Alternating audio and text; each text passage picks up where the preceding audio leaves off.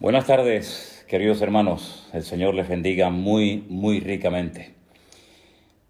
Es para mí un privilegio otra vez el poder estar con todos ustedes en esta tarde. Creo que vamos a tocar temas y cosas muy necesarias y muy importantes. Y le he pedido al Señor, como sé que muchos de ustedes también lo están haciendo, que sea la Biblia, solamente la palabra de Dios, la que aclare las dudas, la que traiga luz y la que nos guíe en todo momento en la tarde de hoy. Estoy plenamente convencido que la Biblia es lo único que puede curar la peor o una de las peores enfermedades, que es la ignorancia. No hay nada peor que ser un cristiano, que ser un creyente ignorante. Y lamentablemente, con todos mis respetos, tengo que decir que en cuanto a la Escritura hay mucha ignorancia, mucha, comprensión, pero muy defectuosa, ideas muy extrañas, muy raras, interpretaciones demasiado particulares y personalistas. Y como dije el otro día, ninguna profecía de la palabra de Dios se puede interpretar unilateralmente. Y por supuesto descartamos de entrada el yo siento, el yo creo, el Dios me dijo, porque yo creo que eso ya a estas alturas como que no pega, ¿no? Tenemos que leer detenidamente los textos cuando los queremos estudiar, compararlos con otros pasajes paralelos de la Escritura y darnos cuenta de que la Biblia se interpreta a sí misma. Y lo que no entendemos en una parte, la podemos entender en otra y así sucesivamente. Ahora bien, yo creo que tenemos la obligación y la responsabilidad de entender todo lo que se pueda entender. Hay cosas que lógicamente se escapan de nuestro conocimiento, pero repito, todo lo que se puede entender, creo que es nuestra obligación entenderlo. Y también creo que es nuestro deber, y por eso oramos al Señor, para que Él nos ayude a descubrir lo oculto en lo que ha sido revelado. ¿Me explico? Hay muchas cosas en la Biblia que han sido reveladas, que parece que están ocultas, que no se perciben a priori, pero que con la sabiduría, con el conocimiento, con la práctica, con la experiencia y sobre todo con la gracia de Dios, podemos llegar a descubrir muchas cosas que han permanecido ocultas, que están aparentemente ahí como escondidas, pero que cuando comenzamos a meternos en la maravillosa palabra de Dios, comenzamos a descubrir cosas realmente extraordinarias. A través de nuestro hermano Freddy, pastor en Alicante, él me comentaba, me sugería que pudiéramos hablar en esta tarde un poco acerca de la unción. Y lo vamos a hacer. Pero hoy vamos a hacer como dos bloques. Vamos a hablar acerca del tema de la unción, qué es, dónde se puede conseguir, etcétera, etcétera, para qué sirve. Pero permítame decirles que en estos días estoy recibiendo muchísimas preguntas de todas partes. Y quiero dejar algo bien claro, hermano. Mire, no voy a responder a preguntas que están claramente explicadas en la Biblia. Me explico. No quiero que primeramente me hagan una pregunta a mí de algo que está escrito en la palabra y luego vayan a la palabra. Vamos a hacerlo al revés.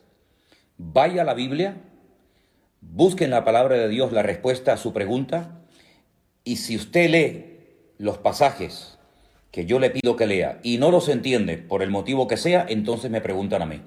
Pero no recurran primeramente a mí haciéndome preguntas sin haber ido previamente a la palabra. Primero hay que ir a la Biblia, primero hay que ir a la palabra de Dios y luego usted puede preguntar todo lo que quiera. Dicho de paso, también decirles que me han hecho preguntas, lo digo esto con todo mi respeto, muy extrañas. Hoy alguien me pedía que por favor explicara en qué consiste el pánico espiritual. Perdóneme, pero es la primera vez en mi vida que me hacen esa pregunta y no tengo ni la más remota idea. El pánico espiritual.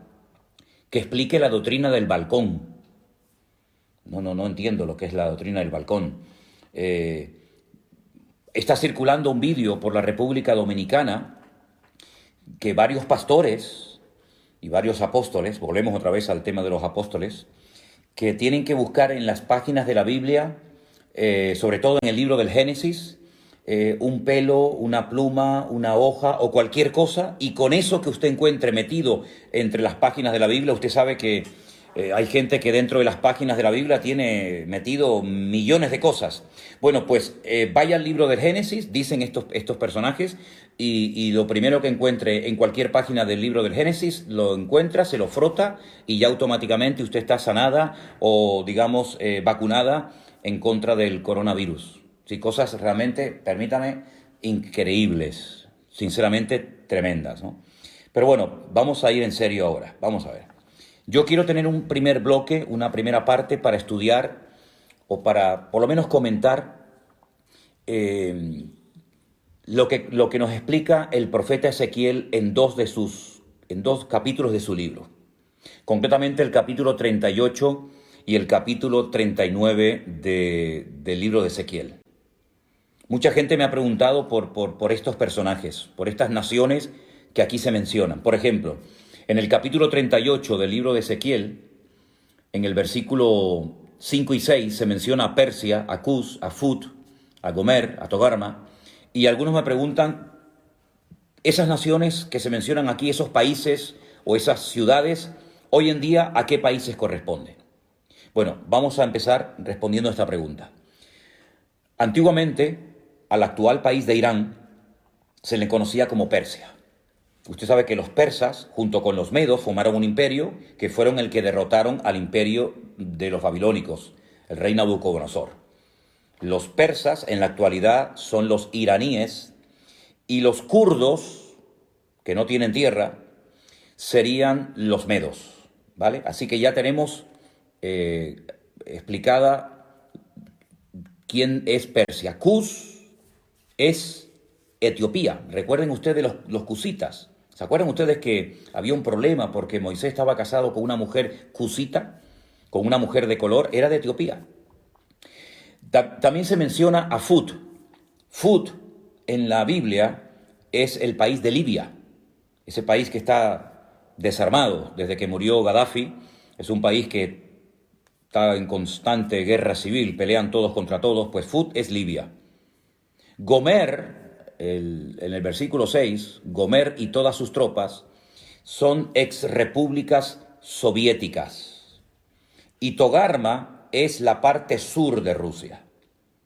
Ahora, cada vez, y si no al tiempo y lo veréis, cada vez se va a ir hablando más de Rusia, de China, de algunos países árabes y también, como no, de Europa.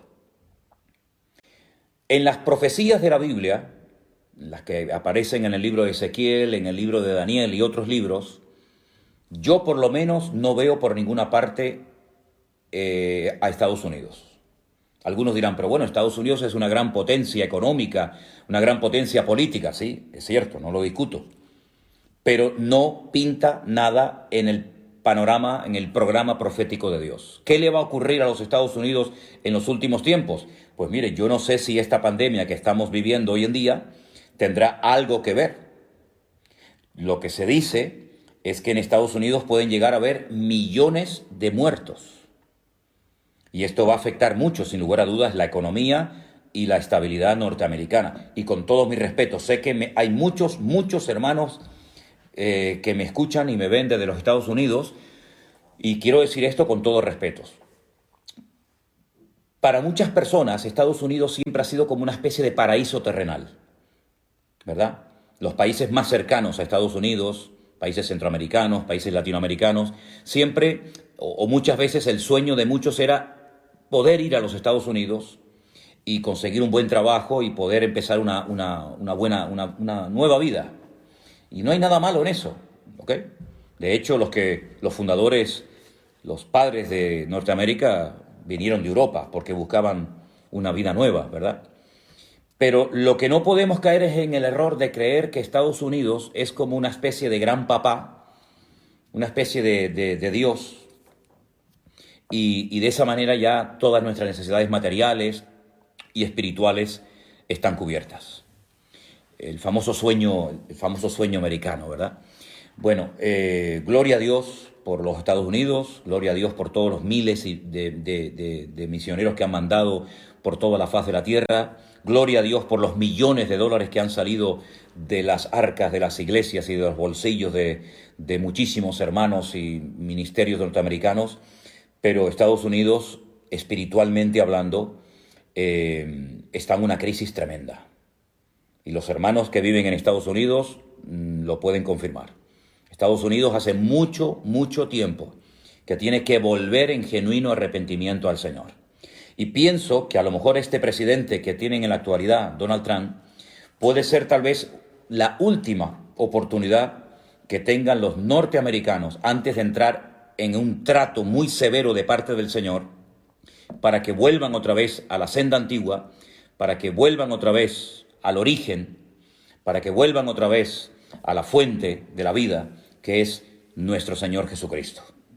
Entonces, el Estados Unidos no aparece en el programa profético de Dios, pero Rusia sí, y China también, y los países árabes también, y Europa también. Y por eso cada vez vamos a oír más de Rusia. Cada vez los chinos, por un motivo o por otro, cada vez se va a hablar más de ellos. Y de Europa, la pobre Europa, la pobre víctima que no sabe dónde meterse, no sabe hacia qué lado inclinarse.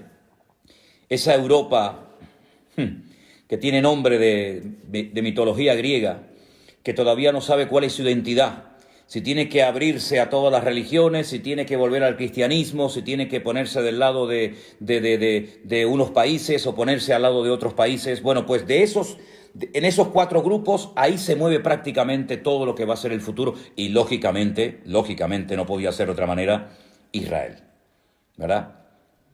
Entonces, repito, Rusia, China, Europa y algunos países árabes, cada vez se va a hablar más de ellos. No me malinterpreten con lo que voy a decir a continuación.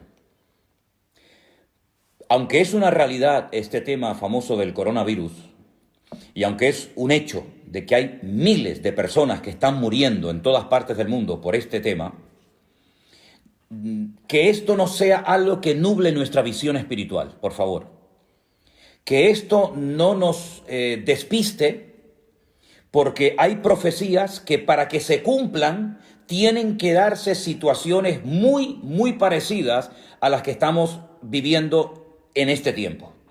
Digamos que este sería el caldo de cultivo o el inicio, el comienzo de un proceso que ya no va a dar marcha atrás. Es una especie como de cuenta regresiva.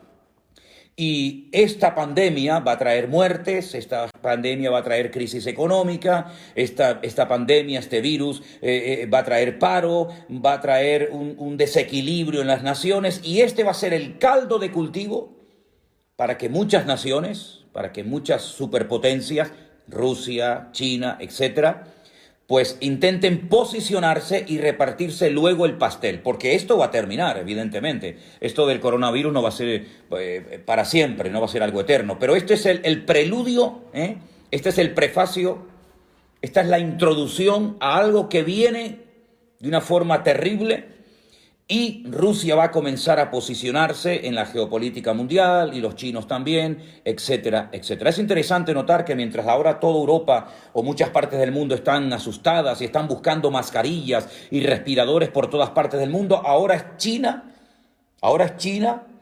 la que ofrece ayuda, la que manda médicos a Italia, la que manda aviones por aquí, la que manda aviones por allá, y también Rusia también está ahora como una especie de Papá Noel, una especie de niño bueno repartiendo ayuda por todas partes del mundo. Ojo, porque todo esto es el principio de dolores. Y hay un nombre en la Biblia, en el libro de Ezequiel, capítulo 38 y 39, que es el nombre God. God. God es un nombre simbólico. No es el nombre de una persona, pero en cierto sentido podríamos decir que ese inicuo, ese hijo de pecado, ese cuerno pequeño del cual nos habla Daniel, o ese anticristo del cual nos habla el apóstol Juan, es este personaje llamado God. Ahora, si os dais cuenta, hay un rey en la historia de Israel cuyo nombre empieza por la misma letra que por la que termina. ¿Saben cuál es, verdad? ¿Cuál es el rey de Israel que empieza por la misma letra su nombre y termina, que empieza por una letra y termina por la misma letra? El rey David. David en hebreo son 3 letras, Dalet, Vat, Dalet. Y ahí hay un mensaje, ahí hay algo muy importante. Es decir, no es una persona, digamos, fluctuante, que es una cosa ahora y una cosa más tarde. Fíjense qué nombre le da la Biblia a este perverso, a este inicuo, a este hombre de pecado, a este hijo de perdición, como lo denomina Pablo en una de sus cartas a la iglesia de Tesalónica. A este personaje se le conoce en el Antiguo Testamento como God. Y los judíos en Israel, en el judaísmo, se conoce a God como un hombre malo, al que nosotros denominaríamos o llamamos el anticristo. Y fíjense que su nombre empieza por la letra Gimel, la G en español, y termina por la misma letra, God, G-O-G. Es como una especie de imitación de todo lo que Dios, de todo lo que el Señor ha estado haciendo a lo largo de la historia. Es la última oportunidad que Satanás tendrá para poder alcanzar sus objetivos. Ahora, Satanás, por primera vez en toda la historia de la humanidad, va a ir en contra de su esencia. Porque el Señor Jesucristo dijo que Satanás es un ladrón que viene a hurtar, a matar y a destruir. Pero por primera vez en la historia, un instrumento tremendamente usado por Satanás, como va a ser este God o este anticristo, va a ofrecer algo que Satanás no puede ofrecer porque va en contra de su esencia. ¿Y saben lo que es? Paz y seguridad. Satanás, desde el día que se rebeló contra su creador, no ha tenido ni un día de paz. Es un ser atormentado, es un ser amargado, es un ser errante, no tiene amigos, no tiene familia, no tiene nada a lo que agarrarse. Es un ser solitario que sabe que le queda poco tiempo y a través de todas las edades ha intentado destruir, neutralizar, hacer fracasar el plan de Dios, y ahora cambia la estrategia y comienza a ofrecer a través de este personaje paz y seguridad. Ahora bien, este personaje, el anticristo, que se va a levantar en los últimos tiempos, se va a manifestar como el hombre de pecado, ofrecerá paz y seguridad, pero cuidado, es falso.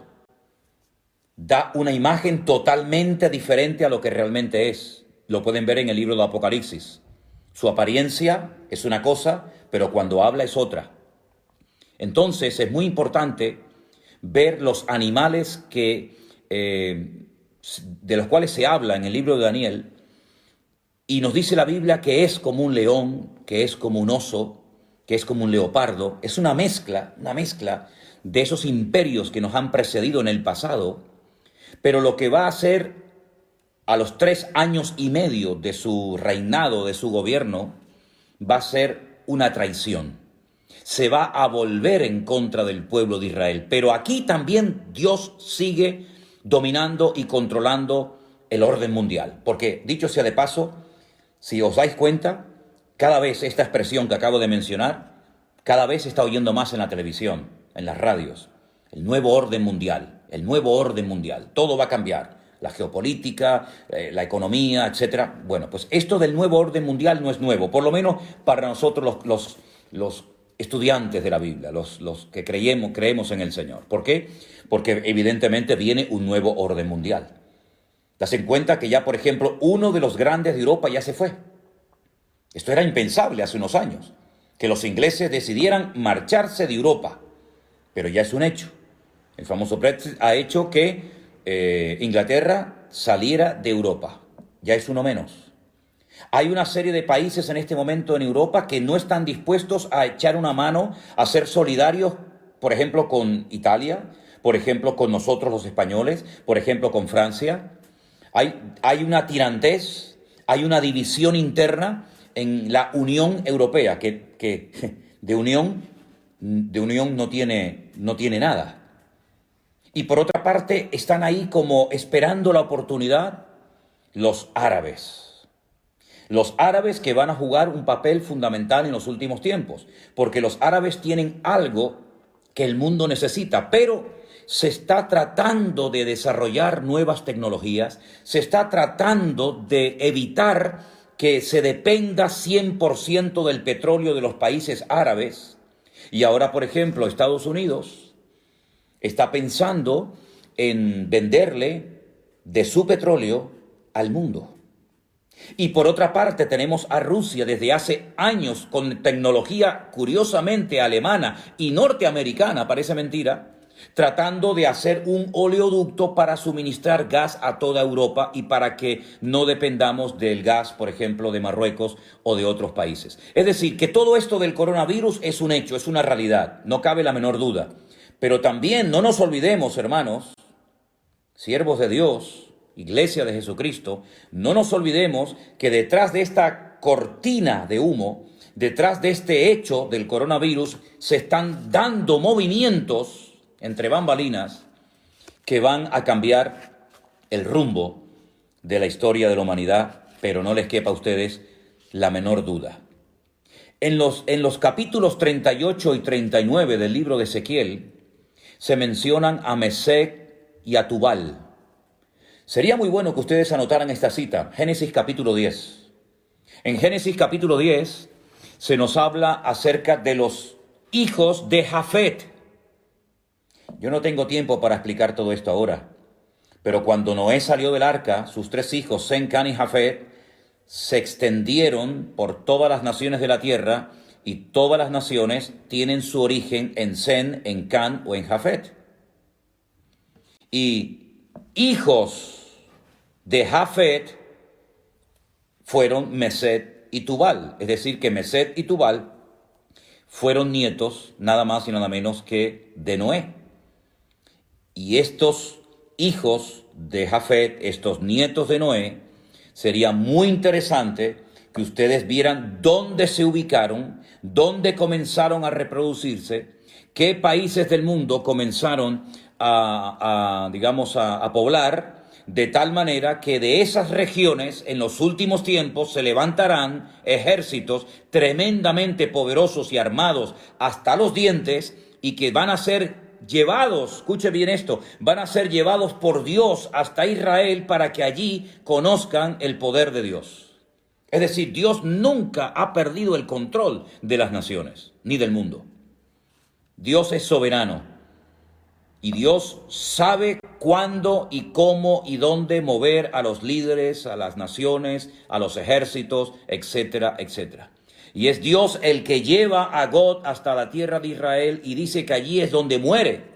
Permítame leerles Ezequiel capítulo 39, versículo 11, para los que tienen su Biblia abierta. En aquel tiempo yo daré a God lugar para sepultura, allí, en Israel.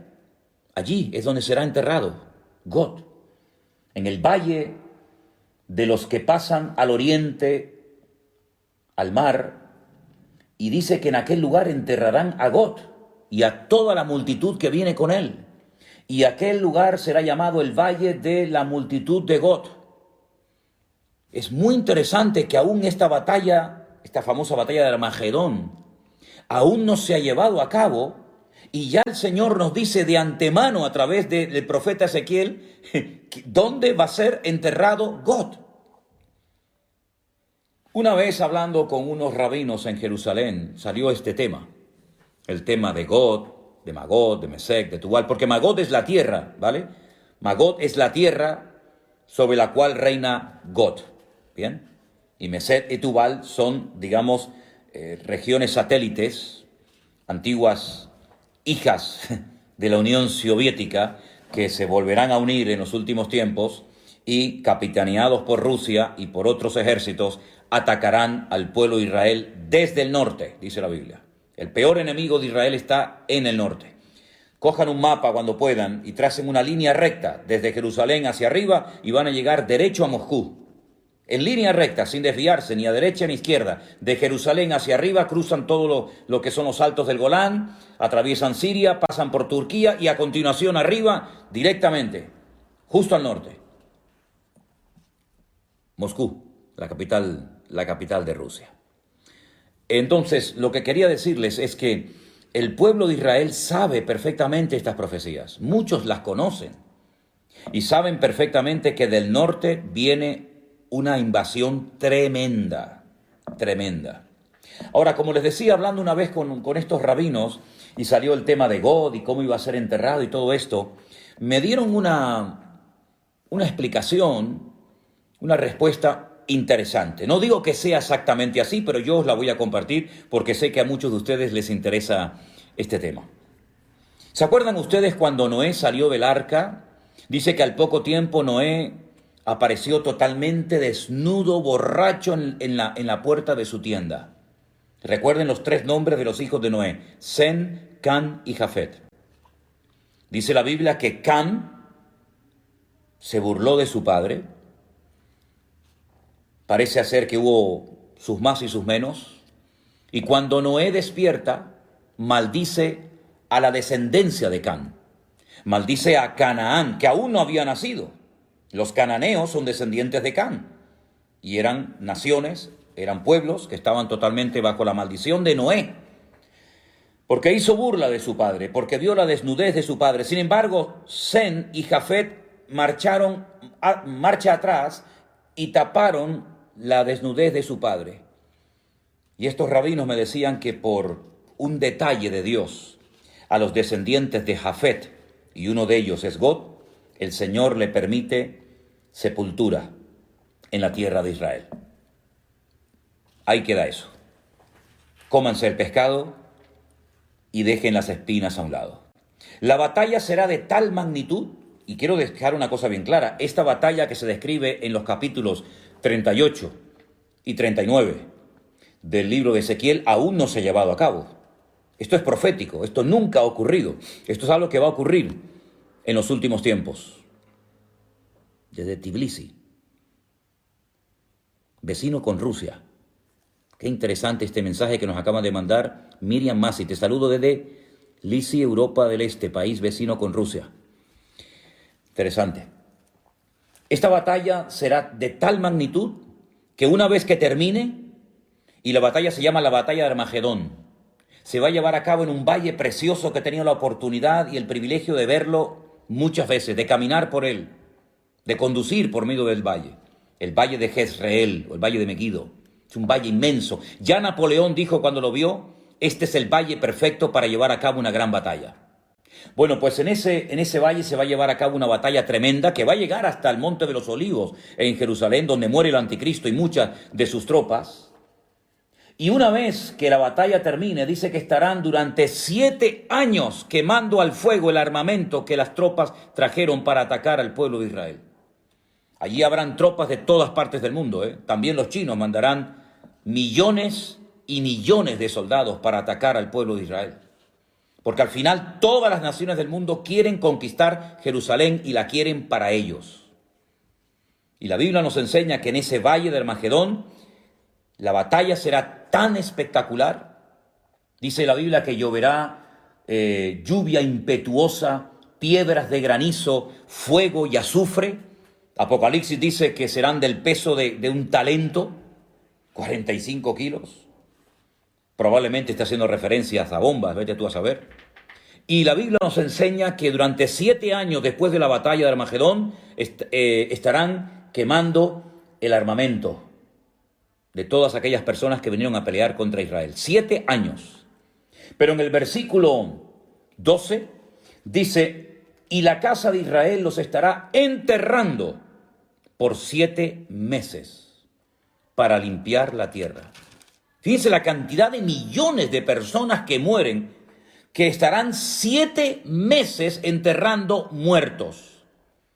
¿Se acuerdan ustedes esas imágenes terribles que están en blanco y negro, que nos recuerdan la liberación de los campos de concentración de Europa por las fuerzas aliadas? Cómo se veían unos bulldozers, cómo se veían unos tractores enormes arrastrando multitudes y multitudes de cadáveres para echarlos en fosas comunes. Miles y miles de judíos que fueron enterrados como si fueran animales, sin ningún respeto, sin ningún honor, que fueron enterrados multitudes. Pues durante 7 meses, y la Biblia no miente, la Biblia dice la verdad, durante 7 meses estarán enterrando los cadáveres de los soldados que fueron a pelear contra el pueblo de Israel. Porque en esa batalla todas las naciones de la tierra sabrán que el Dios Todopoderoso es el Dios de Abraham, el Dios de Isaac y el Dios de Jacob. Los enterrarán todo el pueblo de la tierra y será para ellos célebre ese día. Tomarán hombres a jornal, versículo 14, para que vayan por todo el país para enterrar a los que queden sobre la faz de la tierra, para limpiarla, y al fin de 7 meses se hará el reconocimiento. Pasarán los que irán por el país, y el que vea huesos de algún hombre pondrá junto a ellos una señal para que los entierren, para que entierren los sepultureros en el valle de Amón Gad. Esta sería una tercera guerra mundial terrible, brutal. Y les digo algo más. Estamos viendo cómo todas las naciones de la tierra están siendo afectadas, están siendo atacadas por un enemigo invisible, por un pequeño virus que mata. Pues miren lo que dice el capítulo 14 del profeta Isaías. Capítulo 14 del profeta Isaías. Dice, esta será la plaga. Qué curioso, ¿eh? Estamos en medio de una plaga. Pero es que hay otra plaga en el futuro, diferente a la que estamos viviendo ahora. Y esto es simplemente, como dije el otro día, un pequeño botón de muestra, un anticipo, un prefacio de lo que viene. Esta será la plaga con la que Dios herirá a todos los pueblos, habla en plural, que pelearon contra Jerusalén. Escuchen, la carne de ellos se corromperá estando ellos sobre sus pies, y se consumirán en las cuencas sus ojos, y la lengua se les deshará en su boca. Zacarías capítulo 14, verso 12, versículo 13. Y acontecerá en aquel día que habrá entre ellos gran pánico enviado por el Señor. Trabará cada uno de la mano a su compañero y levantará su mano contra la mano de su compañero. Se matarán entre ellos, van a pelear contra Jerusalén, van a querer destruir a Israel y al final se terminan matando y peleando entre ellos. Y no es la primera vez que esto pasa, porque en el Antiguo Testamento, en la Tanaj, sabéis perfectamente que esto ya pasó en otras ocasiones. Todos los que sobrevivan de las naciones tendrán que venir a Jerusalén cada año para adorar al Rey, al Señor de los ejércitos, y a celebrar la fiesta de los tabernáculos. Pero fíjense cómo esta plaga afectará tanto a bestias como a seres humanos, y morirán millones y millones de personas. 7 meses enterrando cadáveres, 7 meses enterrando muertos. Todo esto lo pueden leer ustedes en Zacarías capítulo 14, en Ezequiel capítulo 38 y capítulo 39. Pero para terminar este bloque, permítame llevarles al libro del Apocalipsis, último libro de la Biblia, al capítulo 20. Ha habido una gran batalla, la batalla de Armagedón, una batalla donde han muerto millones de seres humanos.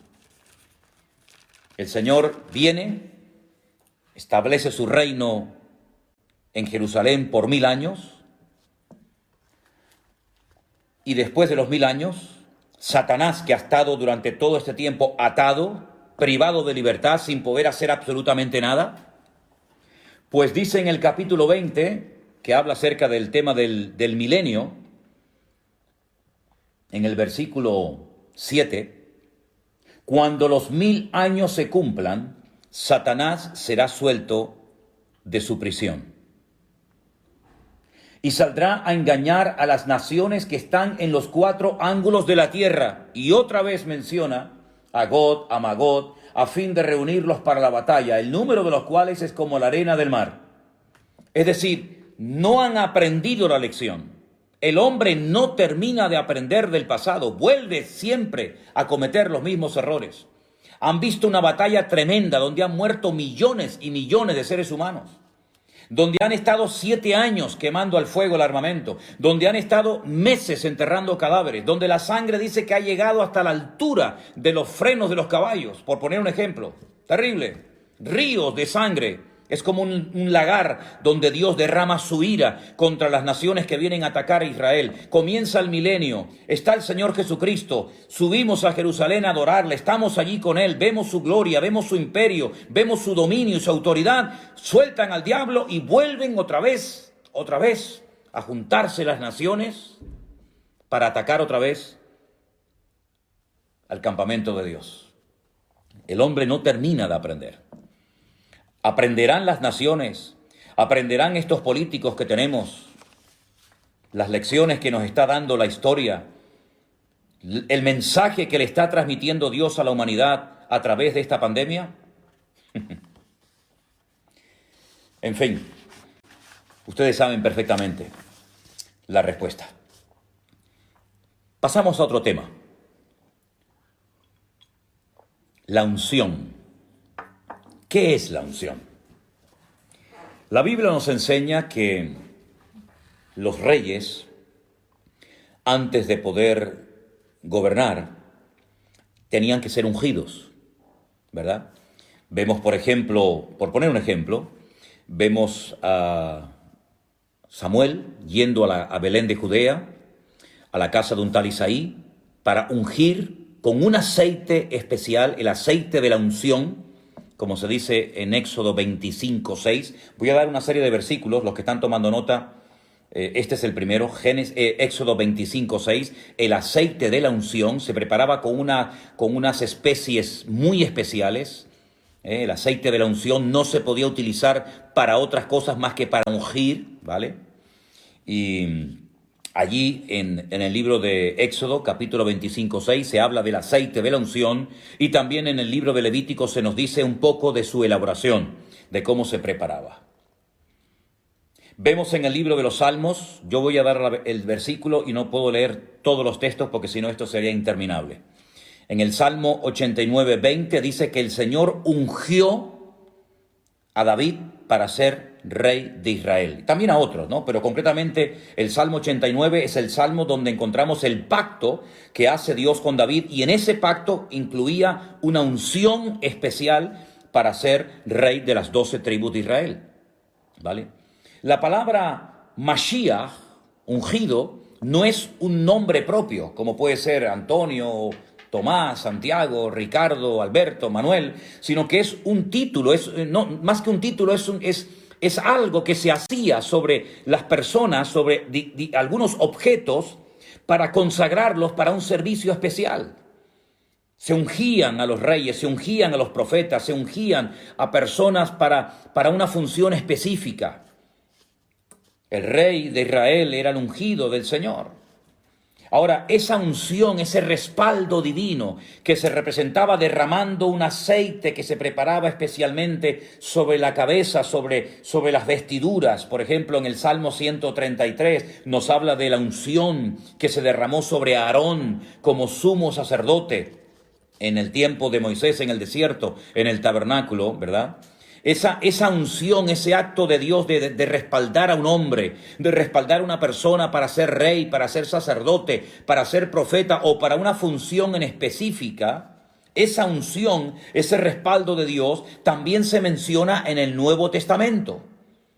Pero ya no se ve a nadie echándole aceite sobre la cabeza a nadie para que reciba la unción. Es cierto que en el Nuevo Testamento hay algunos textos donde se habla del aceite. Por ejemplo, hoy encontraba un versículo muy interesante, y ese sí quiero leerlo, en Marcos capítulo 6, versículo 13, en el Evangelio según San Marcos, capítulo 6, versículo 13. Yo no sé si se han dado cuenta de que ahí se menciona el aceite y la utilizaban los discípulos. Dice que echaban fuera demonios los discípulos y ungían, derramaban aceite a muchos enfermos y los sanaban. Hay un momento en el que los discípulos les ponían aceite a los enfermos y eran sanados. Y Santiago en su epístola nos dice que ¿está alguno enfermo? Llame a los ancianos de la iglesia para que vayan, lo unjan con aceite, y verdad. Entonces vemos que es algo también del Nuevo Testamento, pero no se utiliza en el Nuevo Testamento el aceite para ungir a un pastor, o para ungir a un diácono, o para ungir a una persona para que haga una función específica en el cuerpo de Cristo, es decir, en la iglesia. No, eso no se ve en el Nuevo Testamento. Ahora, sin embargo, el Señor Jesucristo dice en el Evangelio según San Lucas que Él fue ungido para dar buenas nuevas a los pobres. ¿Quién ungió?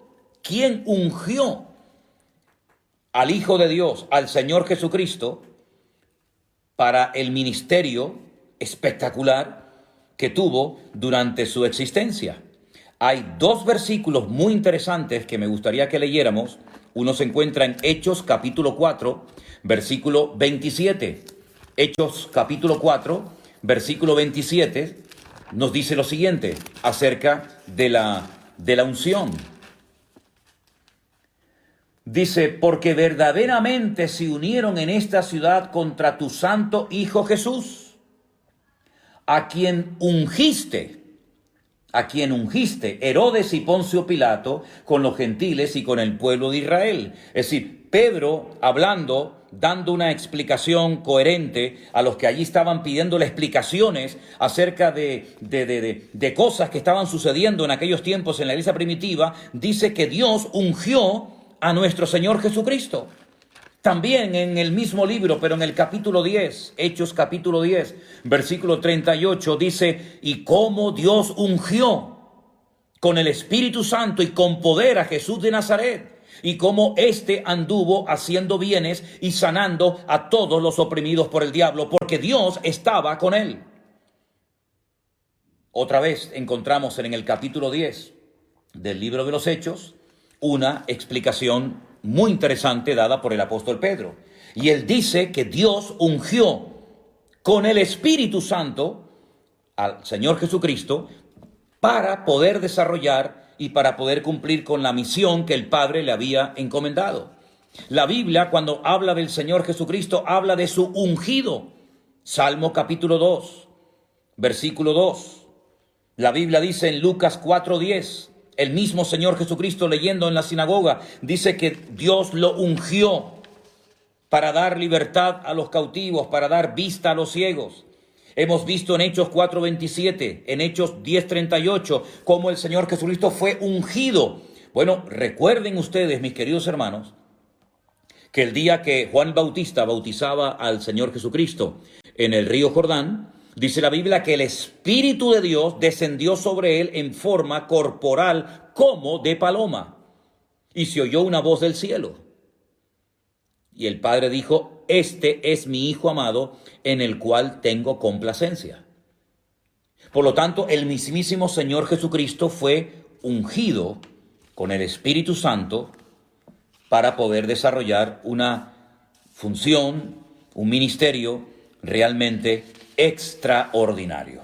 Ahora bien, hoy en día, sobre todo en ciertos y determinados círculos evangélicos, vuelvo otra vez a decir lo mismo, es que conozco muy bien ese terreno, conozco muy bien ese ambiente, porque me crié y estuve muchos años en él, y sé que el tema de la unción es un tema que se ha sacado totalmente de contexto. Y entonces incluso he estado en cultos donde se le echaba litros, botellas de aceite sobre la cabeza a la gente para que recibieran la unción de Dios. Eso no se ha visto en ninguna parte de la iglesia primitiva. Eso no se ve en ninguna parte del Nuevo Testamento. Pero sin embargo, en algunas iglesias evangélicas se ha visto y se utiliza muchísimo, no el uso del aceite para orar por enfermos, lo cual es bíblico. No digo que siempre haya que hacerlo, pero si se hace, no es ningún pecado. No estamos quebrantando ninguna norma bíblica, no es nada de superstición, ni es nada extraño. Se puede ungir con aceite a un enfermo. No hay ningún problema en hacerlo, es bíblico. Hay un texto de la Biblia que lo respalda. Luego, Hay que decir amén, aunque tal vez no te guste, no lo hayas hecho nunca, pero hay algo que la Biblia dice acerca de la unción sobre los enfermos. Pero en ningún momento encontramos en la Biblia a pastores, a apóstoles, a discípulos echando botellas y botellas, litros y litros de jarra y de aceite sobre la gente para que reciban la unción. Eso no es bíblico, eso no es correcto, eso no es de Dios. Eso es un disparate, eso es un invento de los hombres. Y la gente en su ignorancia, que es una de las peores enfermedades que tiene la iglesia, lamentablemente, y espero que se vaya sanando la iglesia con el bálsamo de la palabra de Dios, con el conocimiento de Dios. Espero que nos demos cuenta de que yo no tengo que ir a un altar para que un ungido me unja con aceite para recibir la unción del Espíritu Santo. Eso es un disparate. La unción no la da un hombre. La unción, el respaldo, lo da el Señor. Lo que pasa es que hay algunas personas que, como no tienen el respaldo de Dios, tienen que buscar el respaldo y la unción del hombre. Pero dice la Biblia, y vamos a leerlo, en 2 de Corintios, capítulo 1, versículo 21, repito, 2 de Corintios, capítulo 1, versículo 21, algo muy interesante referente a esto que estamos hablando en esta tarde. Dice, Él es el que nos confirma con vosotros en Cristo, y el que nos ungió es Dios. Eso lo dice la Biblia. Todas las Biblias del mundo dice que quien nos ungió es Dios. 2 de Corintios, capítulo 1, versículo 21. ¿Qué les parece? La Biblia dice que nosotros tenemos, ya es un hecho, es una realidad. Tenemos la unción de Dios en nuestra vida. Y como siempre digo, vamos a la Biblia. Vamos a la palabra. Primera de Juan, capítulo 2, versículo 20. Y dice así la palabra del Señor. Pero vosotros tenéis la unción del Santo. Vosotros tenéis la unción del Santo. Más adelante en el versículo 27 dice, pero la unción que vosotros recibisteis de Él, permanece en vosotros, y no tenéis necesidad de que nadie os enseñe, así como la unción misma os enseña todas las cosas. Y es verdadera y no es mentira. Así que, queridos hermanos y amigos, la unción de Dios se manifiesta de muchas formas. Evidentemente, no todo el mundo ha recibido la misma capacidad. Cambiemos, si quieren, la palabra unción por la palabra capacidad y así nos entendemos todos mejor, ¿les parece? Dios ha capacitado a unos para la enseñanza. Dios ha capacitado a otros para el evangelismo. Dios ha capacitado y ungido a unos para la música, a otros para cualquier otro ministerio. Pero todo creyente tiene el Espíritu Santo en su corazón. Ahora, yo sé que en algunos círculos evangélicos y sobre todo en algunas denominaciones, incluso en la denominación en la que yo me convertí, y lo voy a decir, las Asambleas de Dios. En las Asambleas de Dios se nos enseñaba que el que no hablaba en lenguas no tenía el Espíritu Santo con él. Claro, yo me crié en esa denominación, yo me convertí en una iglesia de las Asambleas de Dios y se nos enseñaba hasta la saciedad que los pentecostales tenían el Espíritu Santo y los que no eran pentecostales, es decir, los que no habían hablado en lenguas, no tenían el Espíritu Santo. Y lo creíamos, porque así nos lo decían.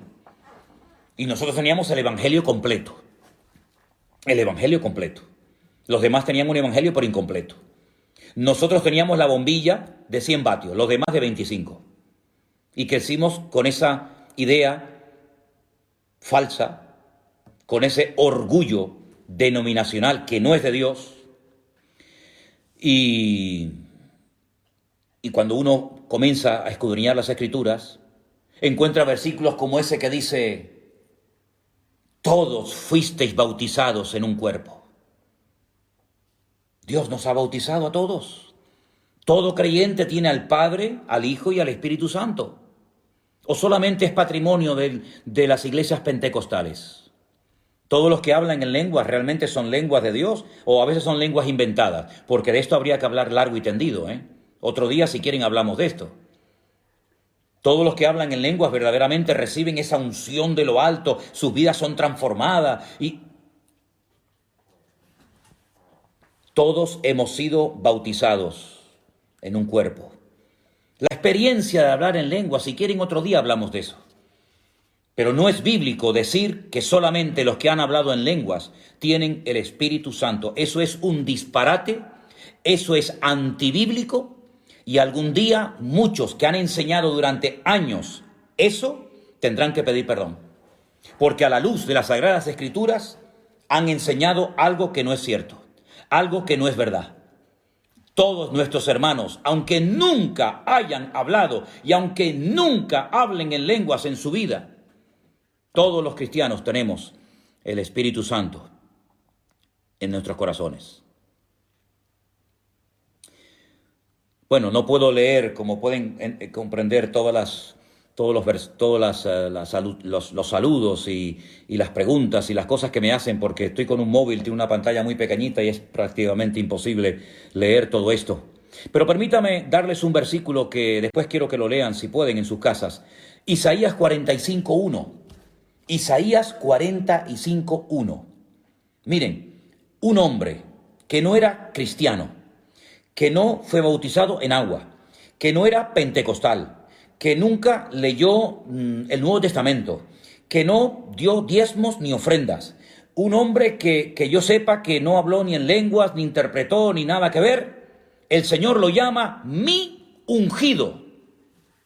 Estoy hablando de Ciro, un hombre que Dios capacitó, un hombre que Dios ungió para que fuera un instrumento tremendamente poderoso en las manos del Señor, para que trajera bendición al pueblo de Israel.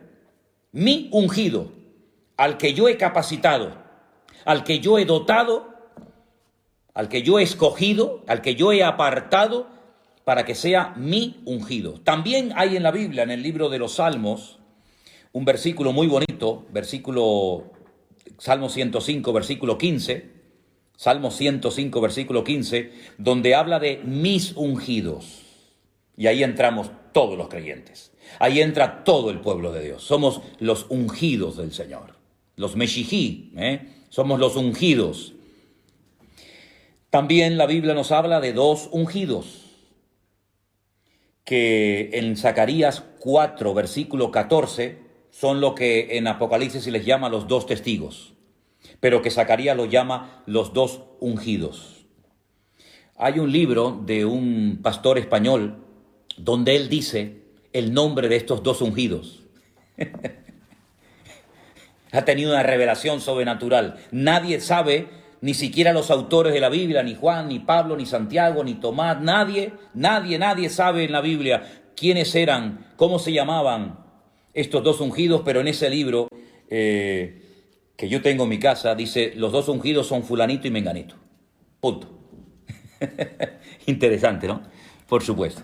Bueno, y también quiero leerles un versículo muy bonito del Evangelio de Lucas, capítulo 2, el versículo 26, donde hay unas palabras muy bonitas para que veáis una vez más cómo el ungido por antonomasia, el ungido de Dios, en singular, fue sin lugar a dudas el Señor Jesucristo.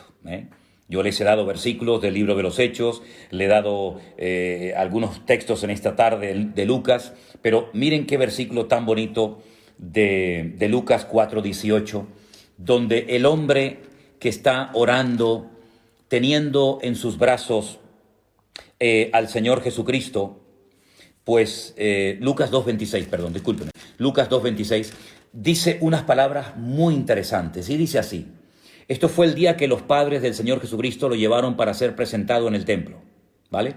Y entonces dice en el versículo 26, le había sido revelado por el Espíritu Santo a este hombre, a Simeón, le había sido revelado por el Espíritu Santo que estaba sobre él, que no vería la muerte antes que viese al ungido del Señor. ¿Y quién es el ungido del Señor? el Señor Jesucristo, que en ese momento era un niño. Pero entonces él dice, cuando los padres del niño lo trajeron al templo para hacer por él conforme al rito de la ley, él lo tomó en brazos y bendijo a Dios, dijo, ahora Señor, despides a tu siervo en paz conforme a tu palabra, porque han visto mis ojos tu salvación. El Señor le había revelado a Simeón que él vería al ungido, al escogido de Dios, al Mesías, Mashiach. Por eso él se llama Yeshua HaMashiach.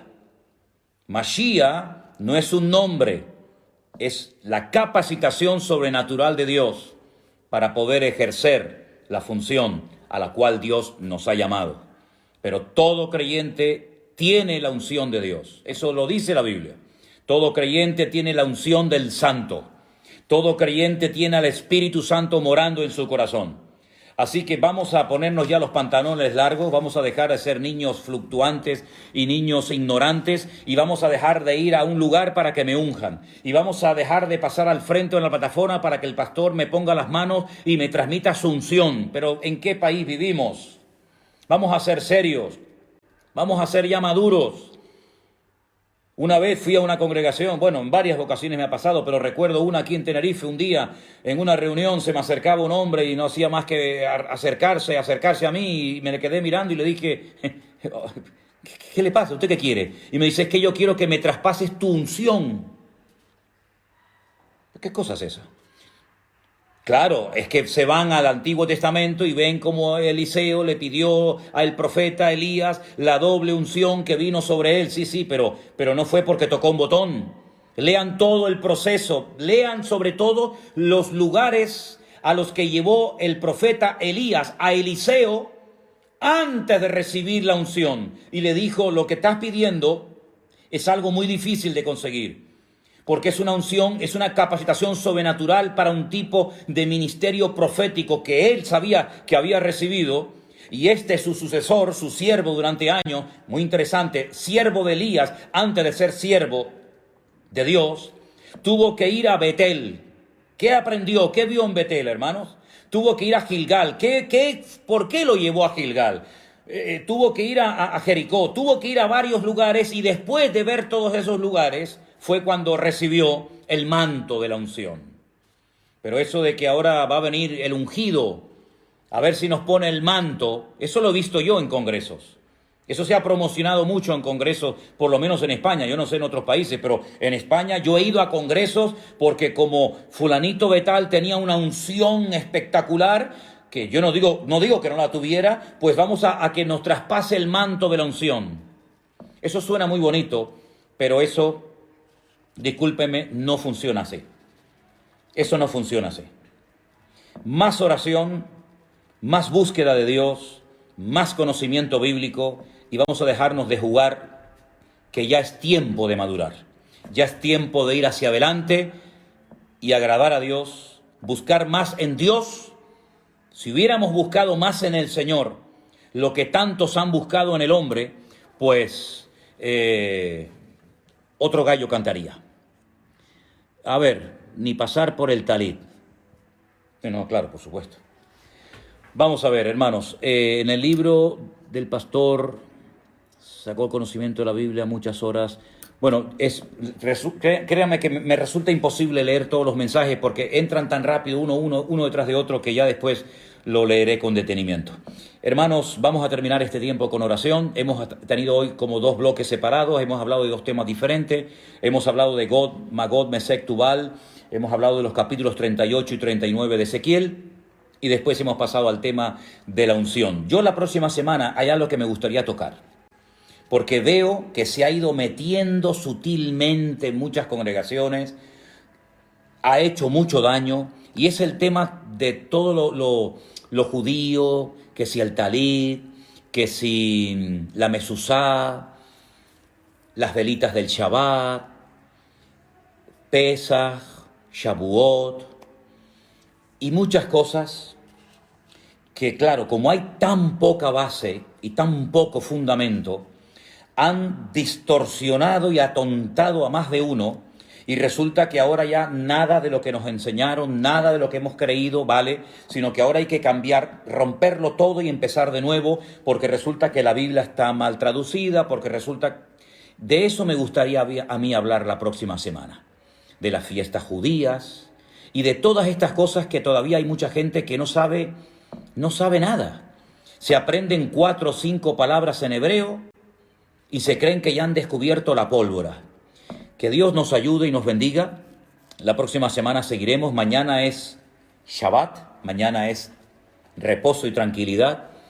Y el domingo, Dios mediante, estaremos retransmitiendo desde Santa Cruz, nuestra iglesia en Santa Cruz, Vida Nueva, el culto en directo. Vamos a participar de la Santa Cena. Yo les he pedido a los judaizantes, yo les he pedido a los hermanos de nuestra congregación que estén preparados, se los recuerdo a través de aquí del Facebook, que estéis preparados con vuestra copita de mosto, de vino, de trozo de pan, para que podamos participar juntos de la mesa del Señor. Gracias a todos ustedes por haber estado con nosotros. Gracias de todo corazón a las personas que están colaborando de una manera desinteresada para sostener el ministerio, para sostener la obra. Que Dios les bendiga. A todos les mando un gran saludo. Ahora, después de cortar esta emisión, estaré leyendo la cantidad de mensajes que ustedes me han mandado, porque han sido muchísimos. Espero poder leerlos todos. Sigan orando por nosotros, como nosotros estamos orando por ustedes. Que la paz del Señor esté con vosotros y Shabbat Shalom para todos.